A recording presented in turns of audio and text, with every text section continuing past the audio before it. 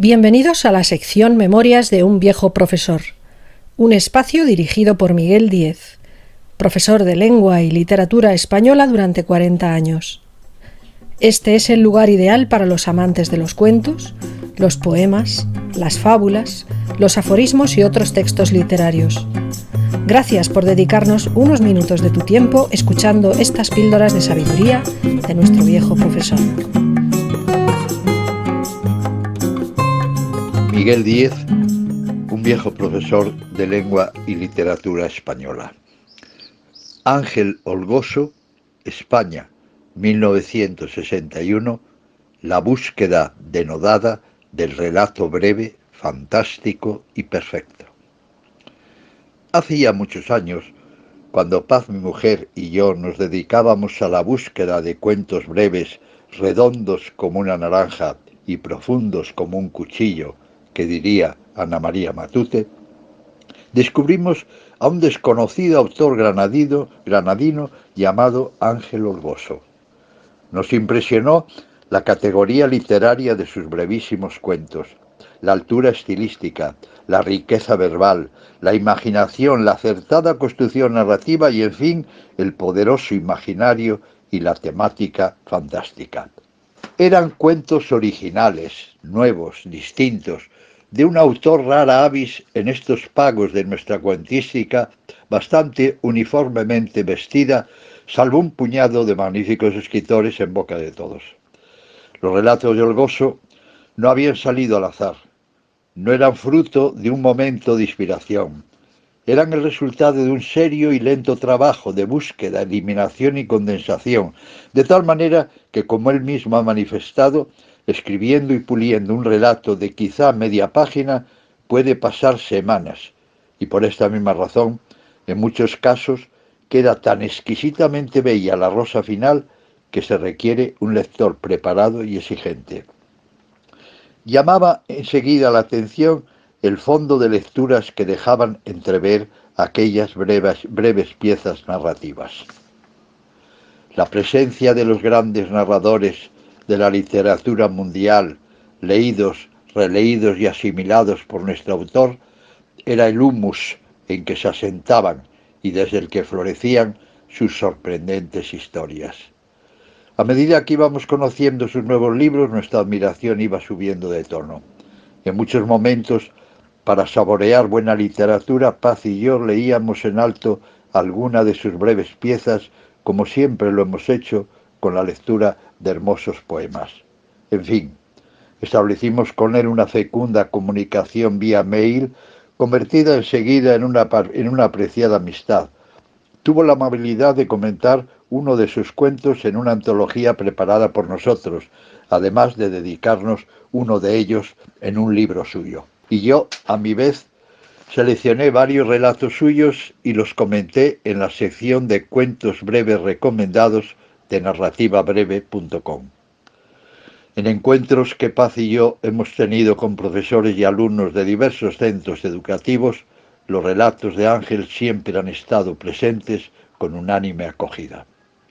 Finalizo con una recomendación a profesores de lengua y literatura que buscan textos para intentar descolocar, zarandear y espabilar por lo menos a alguno de sus alumnos y llevarlos a un lugar oculto pero maravilloso en el que tal vez se olviden por un momento del uso mostrenco de sus dispositivos móviles, auditivos y táctiles y atisben en otra dimensión de sus vidas un tesoro tan lejano y extraño para ellos, pero tan deslumbrante como es la buena literatura. Tomad algunos de los libros de Ángel Olgoso: Los demonios del lugar, Las frutas de la luna, Los líquenes del sueño, La máquina del languidecer, Breviario negro, Astrolabio. Buscad en ellos los textos maravillosos más adecuados al nivel de vuestros alumnos y seguro que los encontraréis. Termino con unas palabras de nuestro autor. Recuerdo con delectación las tardes lluviosas de la primavera de la primera adolescencia, porque leía una y otra vez los cuentos, los retales de novelas entreverados en los libros de lengua y literatura. Nada de monumentales indigestos asados, nada de caza mayor, solo un sucinto banquete lector, compuesto por minúsculas pero deliciosas porciones, esos párrafos iniciáticos de, por ejemplo, La pata de palo, La mujer alta, Viaje a la Alcarria, Los niños tontos, Nunca llegarás a nada, La urraca cruza la carretera, Tiempo de silencio y en especial La maravilla de Alfanui. Supongo que así me acostumbré a las reducidas dimensiones, a las simples muestras, a valorios cuyo peso atómico hacía estallar, sin embargo, sus estrechos límites, amplificándose luego en mi mente. Leo a continuación 3 breves relatos de Ángel Orgoso, 3 piezas magistrales sin ninguna discusión. El primer relato se titula Ulises, y sé que Ángel me permitiría ponerle entre paréntesis solamente esta palabra, historia. Yo, el paciente y sagaz Ulises, famoso por su lanza, urdidor de engaños, nunca abandoné Troya. Por nada del mundo hubiese regresado a Ítaca. Mis hombres hicieron causa común y ayudamos a reconstruir las anchas calles y las dobles murallas hasta que aquella ciudad arrasada, nuevamente populosa y próspera, volvió a dominar la entrada del Helesponto. Y en las largas noches imaginábamos viajes en una cóncava nave, hazañas, peligros, naufragios, seres fabulosos, pruebas de lealtad, sangrientas venganzas que la aurora de rosáceos dedos dispersaba después. Cuando el bardo ciego de Quíos, un tal Homero, cantó aquellas aventuras con el énfasis adecuado en hexámetros dáctilos, persuadió al mundo de la supuesta veracidad de nuestros cuentos. Su versión, por así decirlo, es hoy sobradamente conocida. Pero las cosas no sucedieron de tal modo. Remiso a volver junto a mi familia, sin nostalgia alguna, tras tantos años de asedio, me entregué a las dulzuras de las troyanas de niveos brazos, ustedes entienden, y mi descendencia actual supera a la del rey Príamo. Con seguridad tildarán mi proceder de cobarde, deshonesto, inhumano. No conocen a Penélope. El segundo relato se titula Viaje, e igual que antes pondría entre paréntesis final. Llego a la estación. No hay nadie. Voy a emprender, pese a mis pocos años, un viaje largo y colmado de expectativas. Espero de pie en el andén con la impaciencia propia de alguien joven y enérgico. El tren, que ha aparecido de pronto a toda velocidad, sin trepidación de rieles ni chirrido de ruedas, se detiene por completo a mi lado, disimulando su prisa a la perfección. Cuando intento levantar la maleta, ésta se ha vuelto pesada en extremo. Noto con estupor que no me acompañan las fuerzas, que mi ímpetu decrece. Comienza a llover, hace frío. Me dirijo hacia los peldaños de metal dificultosamente y sobre todo con una inconsolable sensación de haber olvidado algo, de haber dejado atrás a alguien que no recuerdo.